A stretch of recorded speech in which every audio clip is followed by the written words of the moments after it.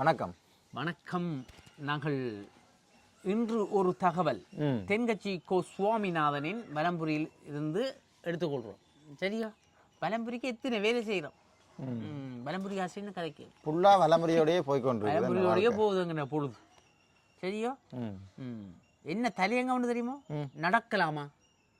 என்ன நடக்கலாம்? ஐநாவில் நடக்கலாமா? அல்ல தேர்தல் நடக்கலாமா? சண்டை நடக்கலாமா? நாங்கள் சும்மா நடக்கலாமா? நாங்கள் நடக்கலாமா? எங்களுக்கு கொஞ்சம் வீராங்கனை நடக்கலாமா? அப்படி பழகலாமாண்டவன். அதுதான் நடக்கிறது தான் வேலை. காலை நேரம் கடற்கரை ஓரம் காலை வீசிக்கொண்டு கையை வீசிக்கிட்டு ஏதோ சண்டைக்கு போகிற சிப்பாய் மாதிரி எல்லோரும் வாக்கிங் போய் கொண்டிருந்தார்.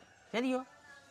அதிலே எனக்கு தெரிந்த ஒருத்தர் எதிலே வந்தேன். தென்கட்சி சொல்கிறேன் மிகவும் வேகமாக.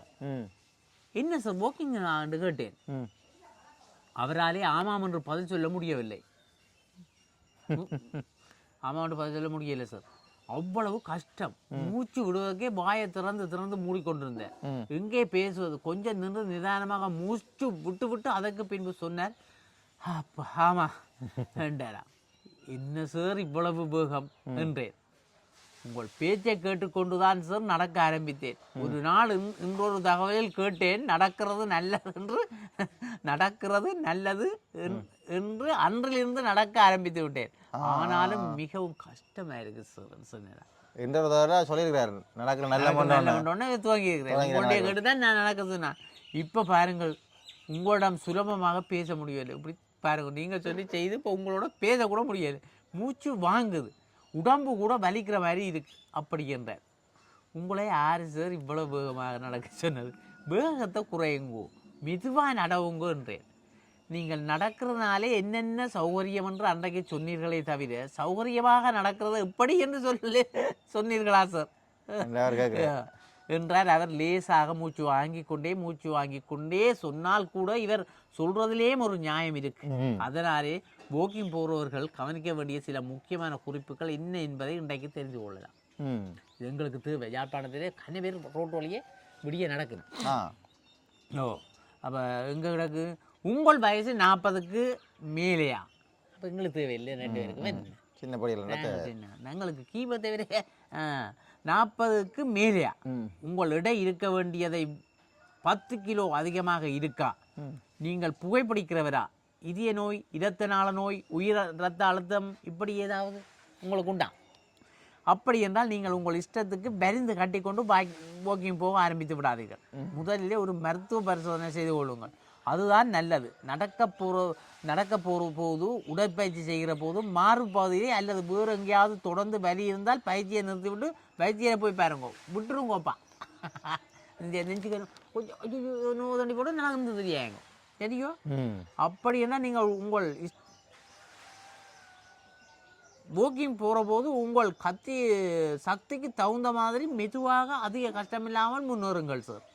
அங்கே என்ன போட்டியா வைக்கிறார்கள்? முந்தி கொண்டு போய் பரிசு வாங்குறது, தொந்தரவு கொடுக்காத ஷூ, ட்ரெஸ் இவற்றையெல்லாம் தான் உபயோகித்தோணும். அதை சும்மா அந்த இறுக்கமாய் உடுப்பு எல்லாம் தான் இறுக்கமாக போகக்கூடாது, சும்மா நைஸாக இருக்கணுமா என்று சொல்கிறேன். பாதத்தில் உள்ள தசையிலே ஏதாவது பிரச்சனை இருந்தால் வைத்தியரை பாருங்க. அப்படின்னு அதே நைக்கி நடந்து கஷ்டப்படாதீங்க. வருத்தத்தை கூட்டி போடாதீங்க. வெயில் காலமாக இருந்தால் தலைக்கு தொப்பி வைத்துக் கொள்ளுங்கள். பனியிலே நடந்தாலும் அப்படித்தான். தலையை பத்திரமாக பார்த்துக் கொள்ளுங்க. தலைதான் முக்கியம். கியர் பாக்ஸ் அங்காக்கு கவனம். அப்போ பார்த்து கொள்ளுங்கள். எங்களிடம் ஏதோ கொஞ்சம் உருப்படியாக தெரிகிறது. அதுதான் உடற்பயிற்சிக்கு. இது தலைதான் உருப்படியாக தெரியுது, கவனமாக வச்சு கொள்ளுங்க. உடற்பயிற்சிக்கு முன்பும் பின்பும் பயிற்சி செய்கின்ற போது நிறைய தண்ணீர் குடிக்கலாம். தண்ணி குடிக்கணும். முதல் ஒரு மாதத்துக்கு கொஞ்சம் தளர்த்தியாக சாவசமாக நடக்கலாம். மணிக்கு 3 அல்லது 4 கிலோமீட்டர் வேகம் என்று வைத்துக் கொள்ளுங்கள்.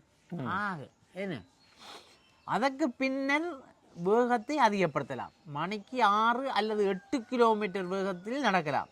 நல்லா கையை வீசிக்கொண்டு நடக்கணும். மூச்சு விடுகின்ற எண்ணிக்கை அதிகரிக்க வேண்டும். இது மாதிரி ஒரு 30 நிமிஷம் நடக்கலாம். தனியாக நடந்து போவதற்கு உங்களுக்கு வெக்கமாக இருக்கிறதா? என்ன வெக்கம்? கூட யாரையாவது சேர்த்துக்கொள்ளுங்கள். சேர்த்தாதான் பிரச்சனை.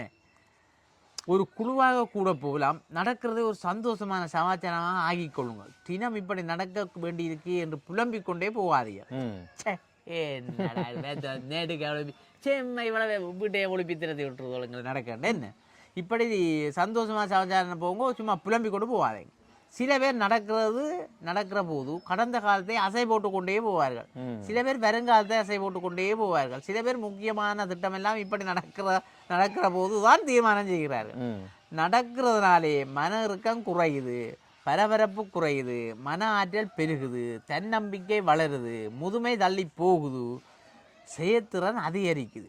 இதை தவிர உடம்புக்கும் பலமான சௌகரியங்கள் ஏற்படுகிறது. ஆஹா, சார்லஸ் லேம் ஆங்கில இலக்கிய மேதை. அவர் ஒரு தரம் உடம்பு சரியில்லை என்று வைத்தியரிடம் சென்றாராம். வைத்தியர் அவரை பார்த்துவிட்டு நீங்கள் தினமும் காலையிலே வெறும் வயிற்றில் நடக்க வேணும் அப்படி என்றாராம். வெறும் வயிற்றிலே நடக்கிறதுக்கு நான் தயார், ஆனால் வயிறு கிடைக்கணுமே. யார் வயிற்றில் நடக்கிறது வைத்தியர்?